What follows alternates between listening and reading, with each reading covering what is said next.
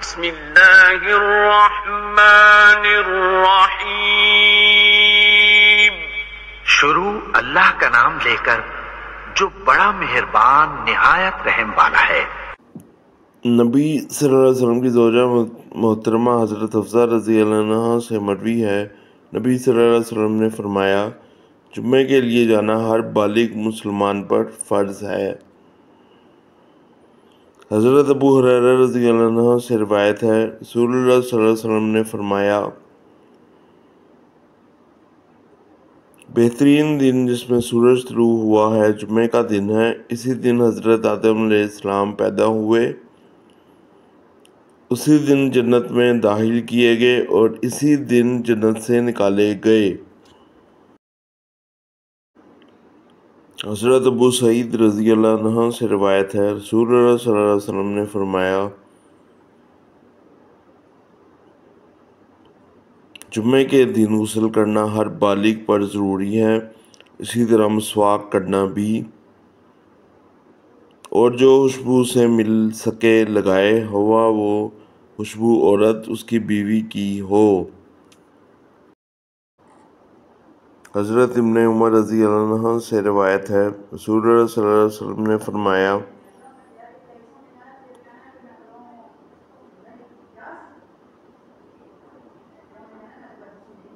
جب تم میں سے کوئی آدمی جمعے کے دن جمعے پڑھنے کے لیے آئے تو وہ غسل کرے۔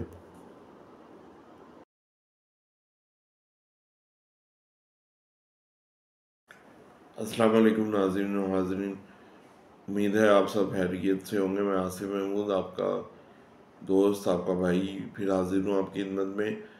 اب جو حدیث میں لے کے آئے ہیں جمعہ المبارک کے متعلق احکام و مسائل سے ریلیٹڈ ہے۔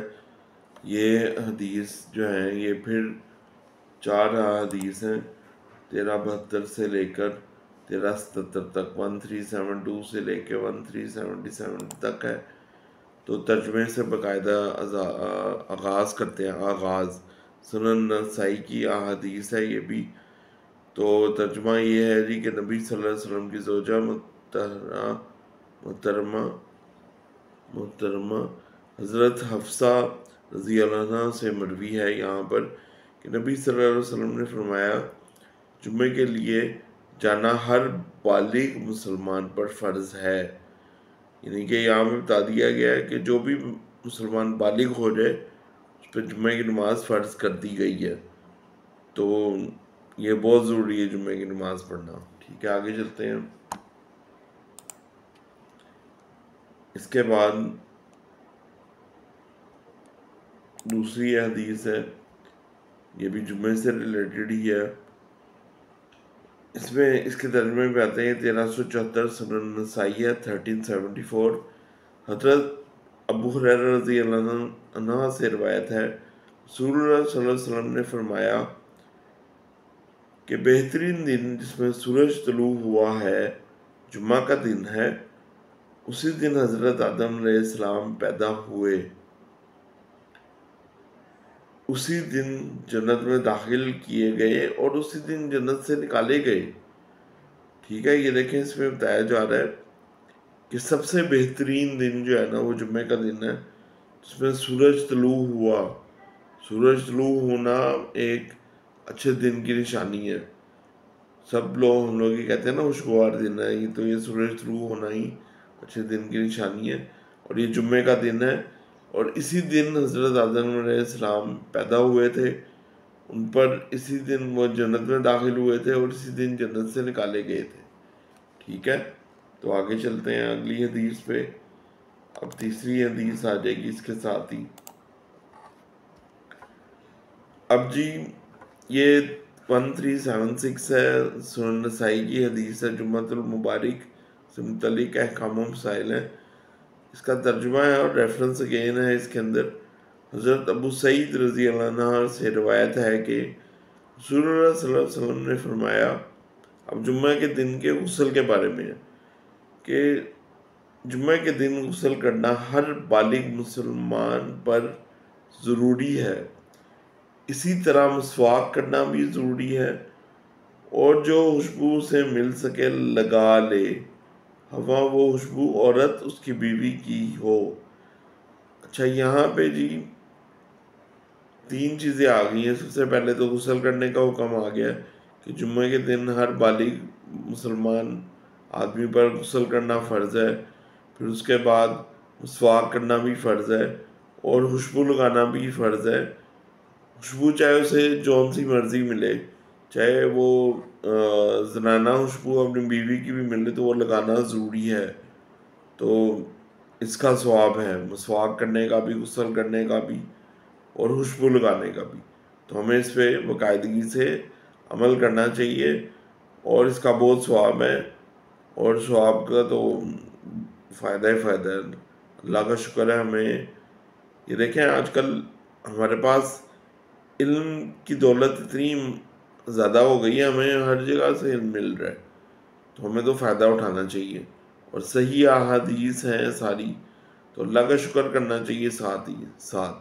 تو ہر نماز میں شکر کریں اللہ کا، استغفار بھی بہت سے بہت زیادہ کریں، اور ملک کے لیے خاص طور پر دعا کریں۔ آگے چلتے ہیں احادیث کی ایک اور ترجمے کے ساتھ۔ یہ آخری حدیث ہے آج کی جو جمعے سے ریلیٹڈ ہی ہوگی، ٹھیک ہے جی، اور یہ بھی غسل سے ریلیٹڈ ہی ہے۔